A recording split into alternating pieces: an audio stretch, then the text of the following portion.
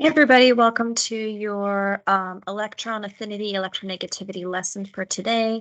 I'm going to go ahead and share my screen with you. This lesson will be relatively short. Okay, so there's quite a bit written down. I'm going to go over it with you a little bit.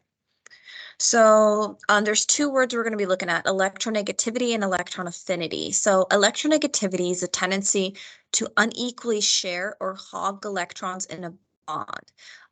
So when two atoms are bonded together, this is going to say which of the two atoms is going to have the electrons more of the time as opposed to the other one. Okay. This doesn't apply to noble gases because noble gases have a full valence shell, therefore they don't want any more electrons.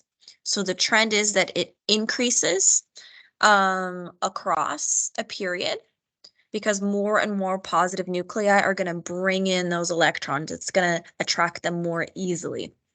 Okay, and then it's going to decrease going down because, again, that nucleus, that positive charge in the middle is being shielded by all those other negative electrons. So all those different shells, that distance is getting bigger, so it's harder to pull more electrons in. Okay, so the difference between electronegativity and electron affinity, even though sometimes they can be used interchangeably, is that electron affinity doesn't have to do with unequal sharing.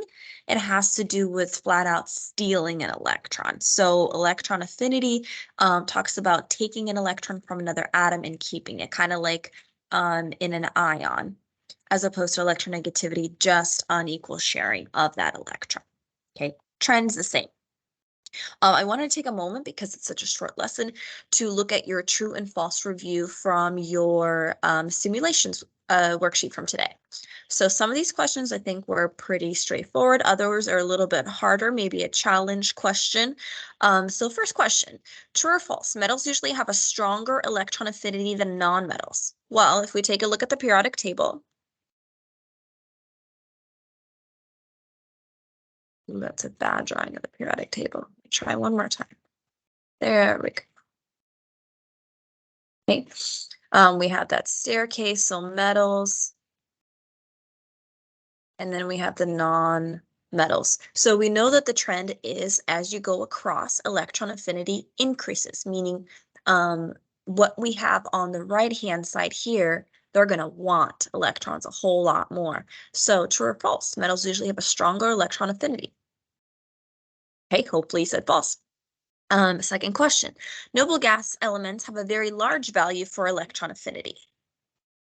Do noble gases want more electrons? I don't think so. So their value is going to be very, very low. I believe they have them labeled as 0 if you look it up on a chart. All right, next question. Negative ions have a large ionic radius than atomic radius of their neutral atom. So we talked about this in the last lesson. This is true. If you add an electron, you are adding to the shell, you're making it bigger, therefore they do have a larger ionic radius.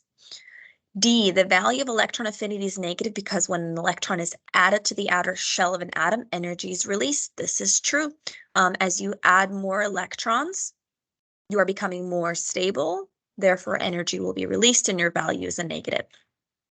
All right, two more left. Electron affinity values generally increase from left to right on the periodic table.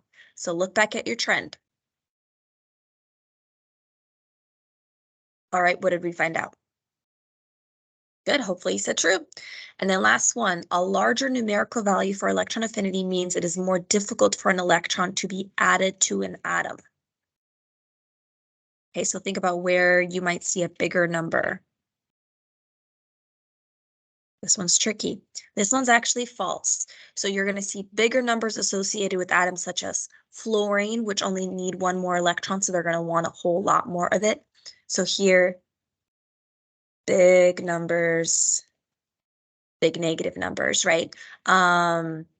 Equal strong affinity.